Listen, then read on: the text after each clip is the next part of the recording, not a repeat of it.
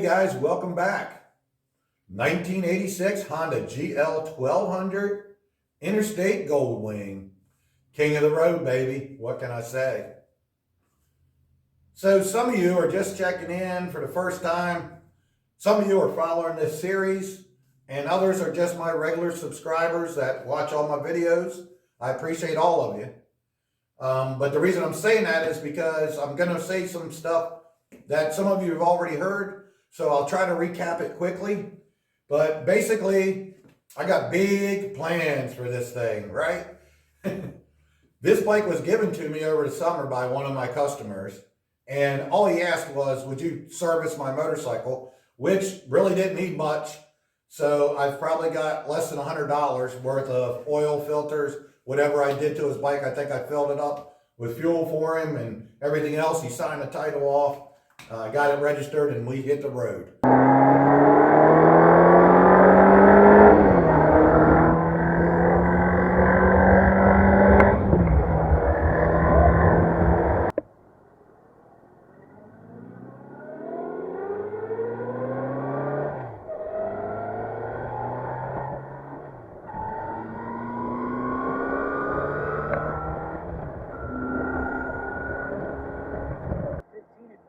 Heavy, northbound Ideal Hyundai on Buckystown Pike in Frederick, exit 54 off Route 7, and online at idealhyundai.com. Look at that view.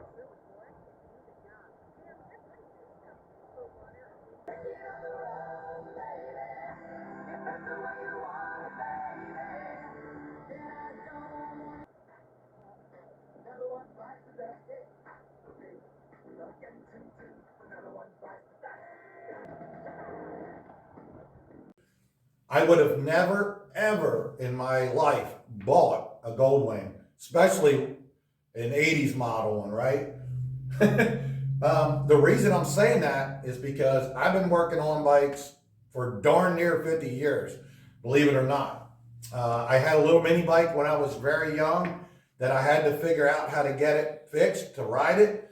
And that's where it all began. I'm in my mid 50s now, and you do the math. So I do have a business here that I work on vintage carbureted motorcycles, but I've been fixing bikes as long as I can remember. I've always bought and sold motorcycles.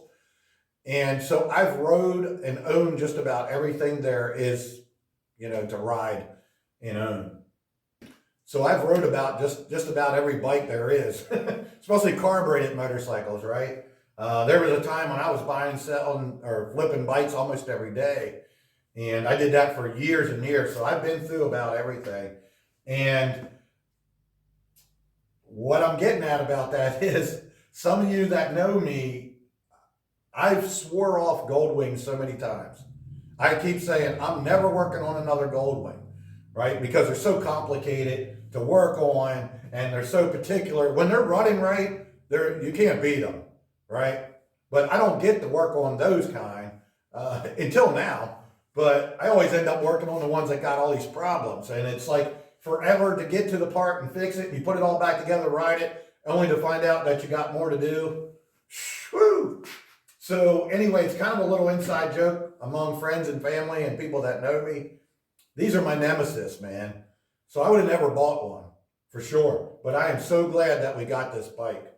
We were actually just starting to look for like a cruiser, something we could be more comfortable on, because I ride the Honda VFR 800, and my wife and I always would take that thing on trips and whatever. It's a sport touring bike. It's a great bike. Probably one of the best bikes ever built, no doubt. But as you get older, riding like this for hours at a time and trying to carry everything with you, time to start wising up a little bit. So we started looking for something like this. I didn't want all the bags and all that. I just wanted a cruiser that we could pile a little bit of stuff on, maybe some side bags or something, but I would have never got this thing. And then boom, my customer come up with this idea, hey, you want that bike? I'm not going to do anything with it. It's just going to sit. So boy, we had a blast. We rode part of the summer and then the end of the fall. And like I say, other than that little fuel pump, this bike's just been great. So I want to keep it. I want to keep it forever if I can. And I want to make it my own. I don't like stock looking bikes that much personally. I like to make them a little different. I don't want to look like everybody else's bike. So I definitely want to customize it and do a whole paint job on it. And I want to go, I would like to go all out and showcase my skills. I'm getting better all the time at painting. I've been doing a lot of restorations, things like that. So I really want to paint it up and make it look cool. But first off, I want to get it mechanically sound, and that's more important than anything. I want to address that first. So some of you may know, some of you may not. The stator on this thing, which is your charging system, on this particular model, they didn't last much after 60,000 miles. They had a lot of problems. They would burn out, or a lot of times the connection over there would burn out or what have you. And that would burn out, and that would cause the stator to burn out. So anyway, there's a bunch of mixed stories about the stators and what have you. Well, this thing's got right about 60,000 on it now. So we want to do a lot of traveling, a lot of riding next year. And I certainly don't want to have a stator go out, somewhere in the middle of nowhere and have no way to get. I know you can't prevent everything, but my big ideas are I'd like to go ahead and pull this motor out, go ahead and do a new stator, do a new clutch, maybe a starter also, because I know that they're bad. If they go out and you try to do it in the frame, it's tough. So maybe that. I definitely want to pull the carbs off and just freshen them up, maybe rejet them. And I'm saying that because the other thing I'd like to do, she does smoke a little, on startup like all of them, but it seems like it's smoking a little more and more all the time. So I want to pull the heads off, and I want to replace the valve seals. But while I'm there, I want to also clean up the valves, relap them, maybe do a little porting, maybe just a little extra flow out of them, and just get all that kind of stuff done. Any drive shaft seals, differential, slave cylinder for the clutch, all that kind of stuff that's a pain in the butt. Get all that done. And then, did I mention this was going to be a long talking video? I'm sorry, I meant to say that in the beginning. If you don't like to hear me talk, this video might not be for you, buddy. Anyway, as soon as I get all that done, then I want to go ahead and paint this motor gloss black. I think that's what I'm going for. Polish all the metal up, the carb tops, all the stuff, the valve covers, all that kind of stuff. I'm going to change the belts and things like that, and go ahead and get that painted and back in. Paint the frame and stuff while I got everything off of it. If I have time, I would like to do a complete custom paint job like we talked about. And I said I was going to do that this winter, and I've got so much work.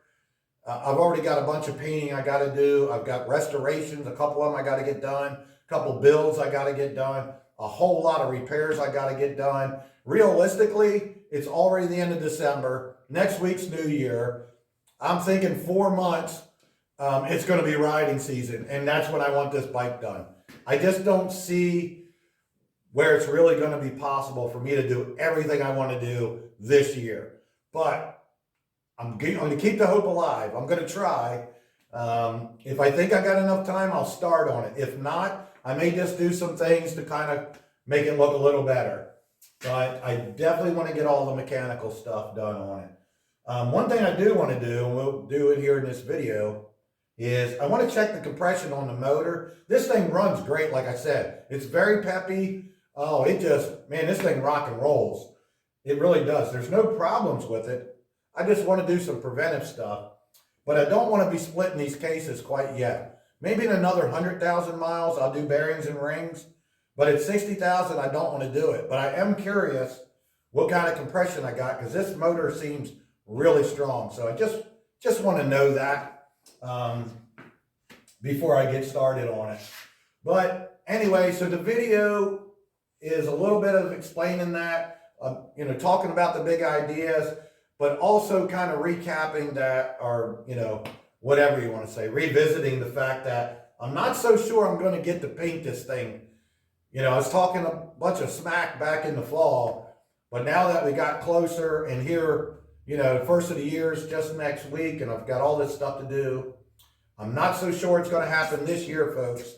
But if I don't get it this year, it'll have to be next. But anyway, I do want to get all this stuff done. It's been awesome.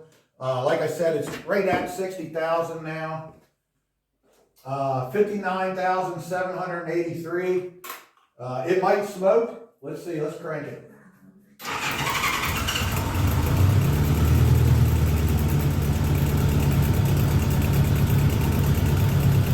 It didn't smoke that time. I wrote it earlier, so it's not really cold, but it wasn't really warm either. And that was without any choke at all.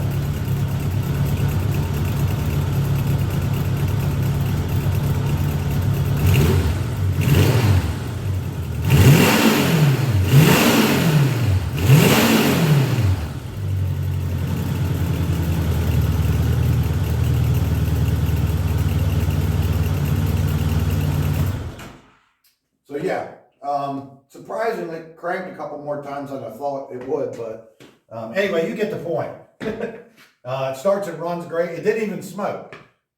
So sometimes after it sits, you know, normally a couple of days, even when I put it on the center stand, it still seems to smoke a little bit. So I'm not so sure if it's the valve seals are a little dried up or what. I can't believe it's the rings because it's got so much power, but we're going to find out what kind of compression it does have.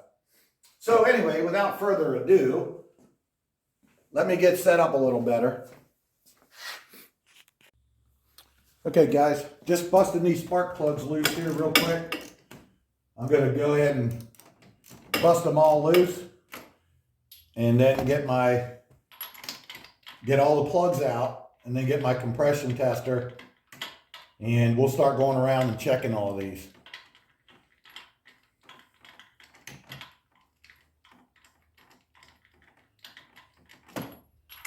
Might also get a longer extension.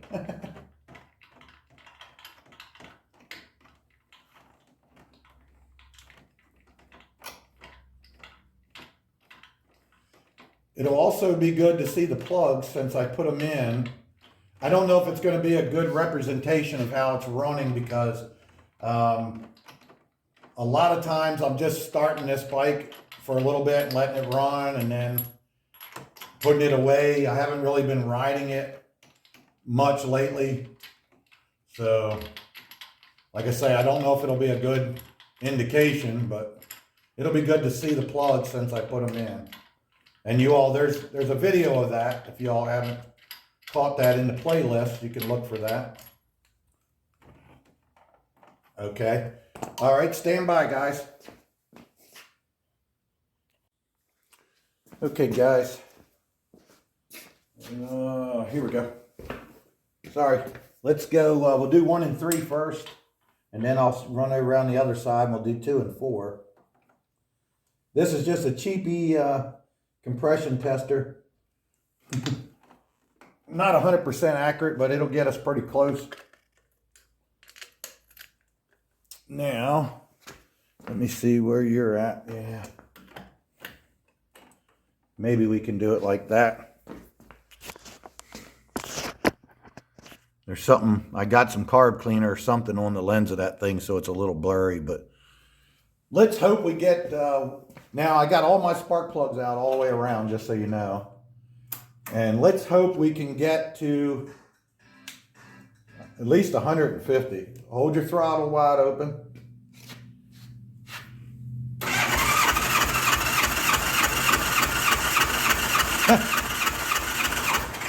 Oh, it jumped a little bit there in the end, but that's about it. Okay. That's funny I said that because that's what I was hoping for. So a smidge under 150. I'd rather see much more than that, but I'll take that for a couple years. That'll get me down. Did you guys see that? I didn't even look in the camera. I hope you saw it. Well, you'll see. Let's go to number 3. We had just a little smidge under 150 there, and you saw I just ran it, so this is actually warm. And that would make sense why it smokes a little bit. Maybe the rings are a little worn, but I'll take 150 all day long. I'd rather see 180. All right, let's see. Can we see that again? Here, I'll try to hold it. All right, this is cylinder number 3 here. Let me switch hands.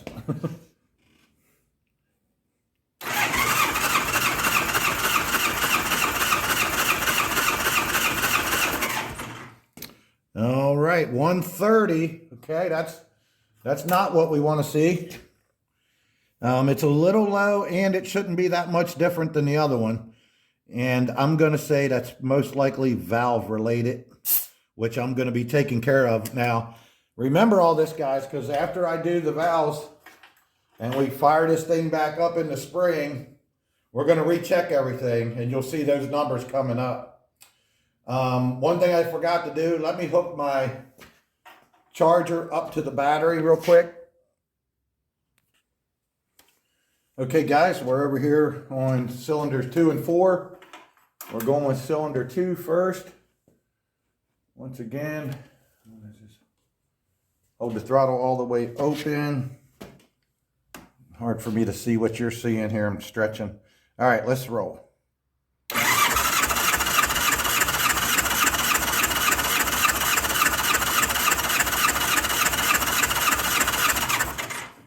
Okay, what we get?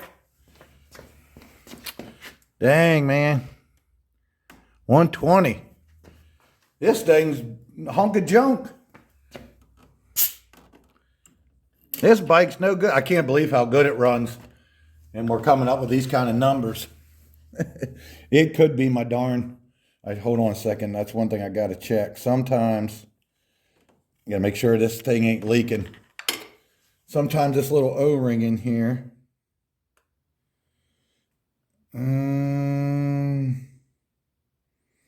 Stand by a second. Okay, we'll double check this one just to make sure. I think it might be leaking a little around this O-ring down here, but let me move my hand again.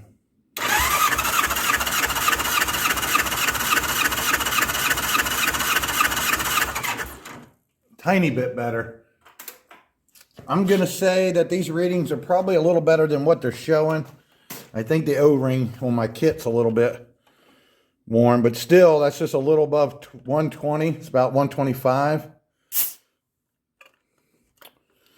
And yeah, that's surprising to me, actually, because I really expected. Oh, sorry, I'm right next to the camera screaming.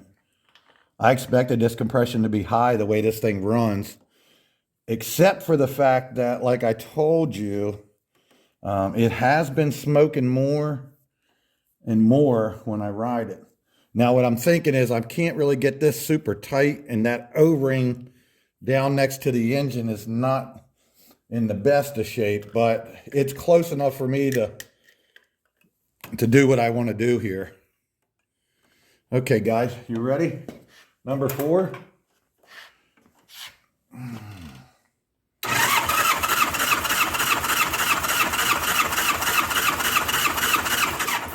Yeah, I think I got a leak on my gauge. Did you see how it dropped? And it's got a Schrader valve in the end, so that shouldn't really happen. But it went up, and then I saw it creep back down a little bit. So I got another tester. I just don't like the other ends. They get stuck in the motors. Okay, so let me get that out of there. So that time we got back up to 130. So that is, I'm not excited about that, but I also am not too discouraged because, like I was telling you, I believe a lot of it is valve related. I think the valves are a little bit carboned, and when I get them things relapped and resealed, I bet those numbers are going to come way up. I don't think these things run like 200 and some thousand miles. This one we know was babied for a long time and, so, you know, maintenanced impeccably and what have you. So I don't think the rings are necessarily worn out or anything, but they could be showing a little bit of wear. But I'm telling you something right now, I am definitely not tearing this motor apart as good as it runs. I'm going with it. I'm going to do carbs. I'm going to do, like I told you, the valves, the belts. I'm going to do all that stuff. And then I'm going to run it for years, and then we'll worry about it. So I'm not real happy. Those numbers are low to me, but like I say, I think they're going to come up. And let's see here. The thing is burning real good. There we go.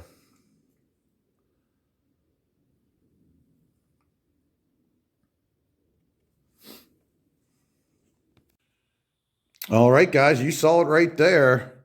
I don't know how accurate that was. I'm going to say it's somewhat accurate.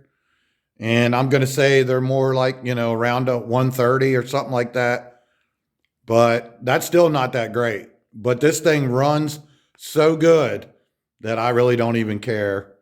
And I believe once I do relap the valves and do all that stuff, I think that number is going to come way up. But still, it doesn't matter. It runs so good, I don't even really care about it.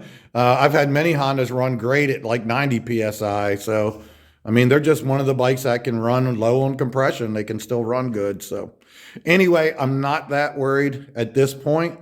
We'll see what happens. What I am worried about is where am I going to find the space in my shop here to start tearing this thing apart, because that's what's next. And I've already got a couple Goldwings. I got a lot of bikes in here and a lot coming. Some are parked outside. Just got this one in, the customer picked up that I got to revive this thing during the winter. And then I'm going to be finishing up on this 79 here for a customer. And more on that one later. And I've got most of the bikes pushed outside right now to give me room. And I've got more coming. I've got the whole other side packed full. Yeah, so once again, that's always my trouble, is how much space I have. And these things take up a lot of space. And when you start tearing them apart, they can take up an entire shop. Where are you going to put all this stuff scattered out? But hopefully the next time you see this, it's getting torn down, because I really want to stick to my plan and get this thing all mechanically sound and what have you. So, all right, guys, that's enough rambling for now. It wasn't real thrilling, but that's my video. So take it or leave it. Thanks for watching.